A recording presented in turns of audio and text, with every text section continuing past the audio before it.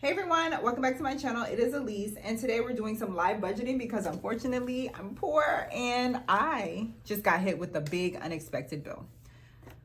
Really quick shout out to Walmart because I got this the other day for $2 and I could not say no to that. $2.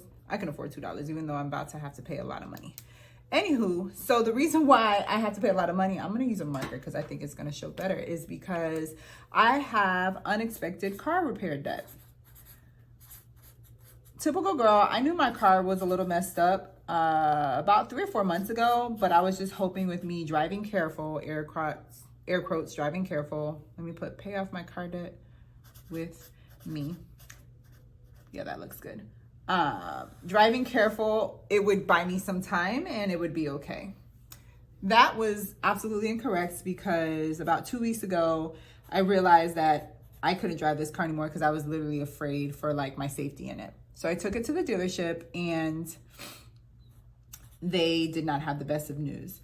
For context purposes, I looked up how much the car is actually worth. And again, it's a regular car and it's only worth $9,500. And that's probably going to be private sale because if I try to turn it in with a dealer, I know they're going to try to not give me as much. As far as the car repair, there's actually two and I've only paid one. But let's talk about the first one. The first one, they said, is what I would need to fix the car to make it safe, and it's $4,700. They recommended I do those things first for it to be safe to drive on the road. And of course, that scared me, so I did it begrudgingly. And then the second one was something that they said I could wait 3 to 6 months and everything should still be okay. And that's the advice I took.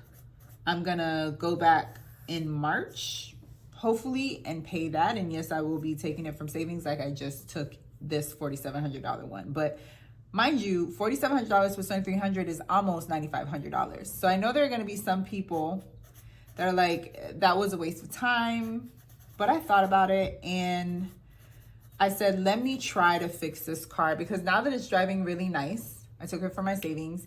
It feels like my old car again. And I'm like, I'm glad I didn't just turn you in, but I am honest enough with myself to know that if something goes wrong with the car, I can't afford to put another $4,700. At that point, it doesn't make sense. So the plan moving forward for 2024 is I need to put this money back, and I've decided to put myself on a payment plan for 12 months. That is comfortable enough for me. 12 months goes by generally fast. So when I look up in 12 months, I can see that my savings is back and then it'll make it a little bit worth it.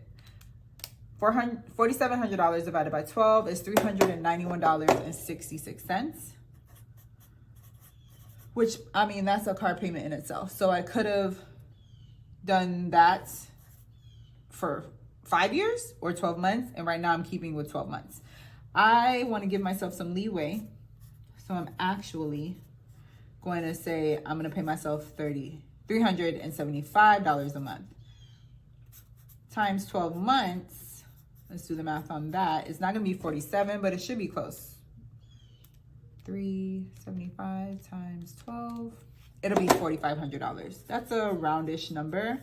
And in 12 months, it won't be 47, but there's only a difference of $200. And I'm not someone to sweat $200. I'll just let that replenish itself with my saving cycle. So, which leads me to how am I going to pay it off? It's starting in January, right? I guess I could have given myself till this month to pay it off, but no, I'll just do it now. I need to find some extra money.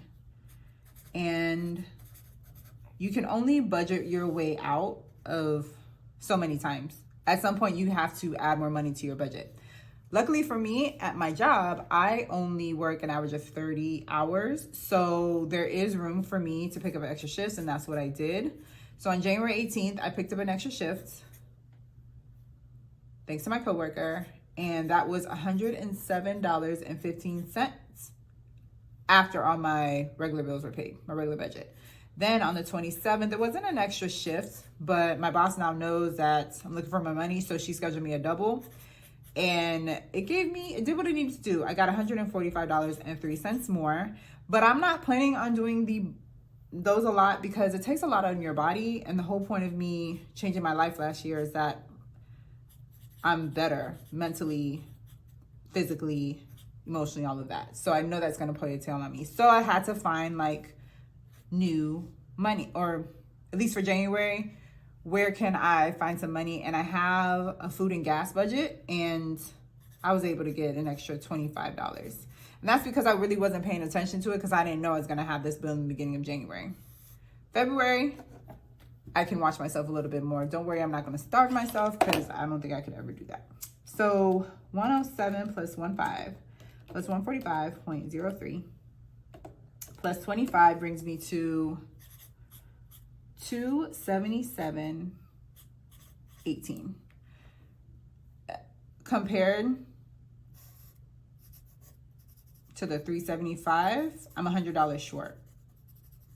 But that's not bad. Even if it's 277 times 12, it's better off than where I would have started being negative 4,700. I'll only be negative like 2,000.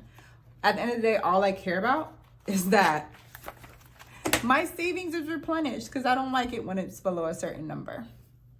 So that brings me to, we have to start the countdown or pay down process.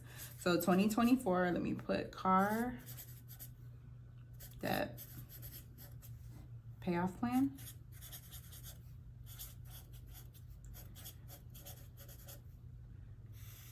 I'm gonna put my balance as 4,500. I know it's 47, but I think that's a prettier number. Balance 4,500. And then January payoff was 277.18. So I guess I need to do 100. And the balance 500